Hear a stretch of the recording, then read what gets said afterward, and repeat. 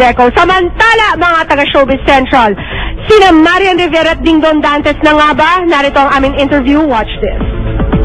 Marian Rivera and Dingdong Dantes, what's the real score? Ilang linggo na rin ang nakalipas pero tila di mamatay-matay ang bali-balitang naghiwalay na di umano sina Dingdong Dantes at Karen. Dagdag pa rito, maging si Marian ay nakipagkalas na rin daw sa kanyang modelong boyfriend na si Eric Vihagre at sina Marian at Dingdong na raw ang nagkakamabutihan ngayon. Dahil mailap sila sa media, tinangka na rin alamin ang katotohanan sa bali-balitang ito maging mismo sa ina ni Karen na si Jaja Padilla. Pero ito nga, bothered ba kayo sa kumalat na balita na about Kay and Dong na parang... If I'm bothered? I think they have yet to talk to the press, right? So, I'll just wait for that time. Kay Dong na siya so... Siyempre meron. Ano kasama ba kayo? I mean, yeah. So wala si Dong. Dong is busy finishing just that. Di nagtagal, nagbigay na rin si Karen ng reaksyon tungkol dito.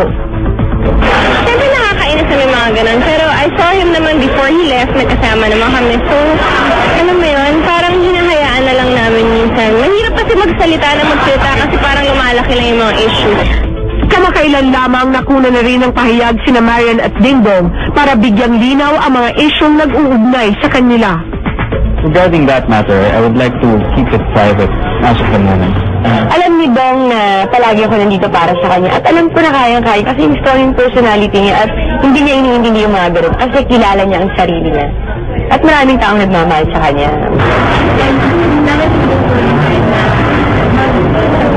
Siyempre. Makakama ba? Hindi. Isang movie show. Yun na din, yun na kailangan niya. Yun na kailangan yun. Pero positive daw sa interview? Ano tayo? Ganda na tayo.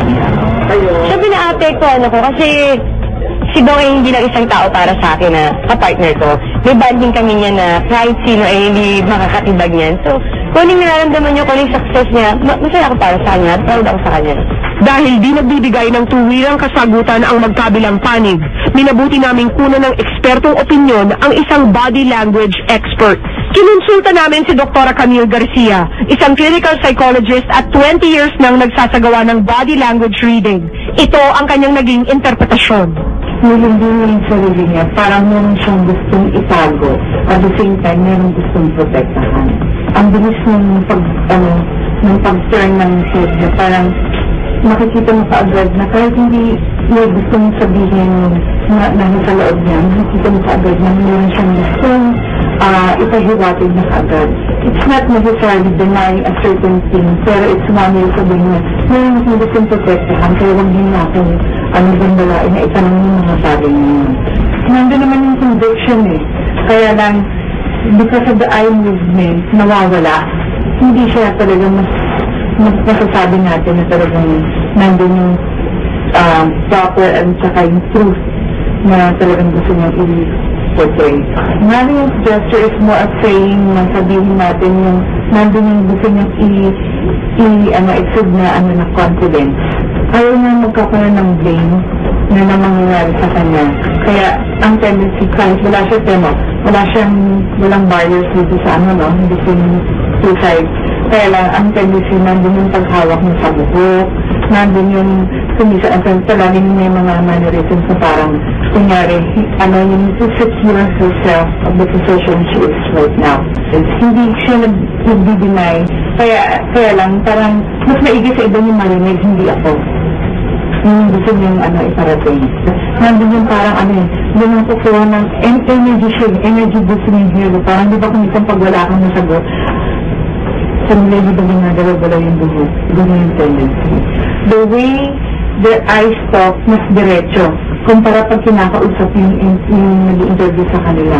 Mas iwas sila. Pero pag sila nagsasalita yung gestures nila, nahahawakan pa lang yung kamay nila, mas nakafocus sila sa isa't isa. Yung paghawak na ganyan.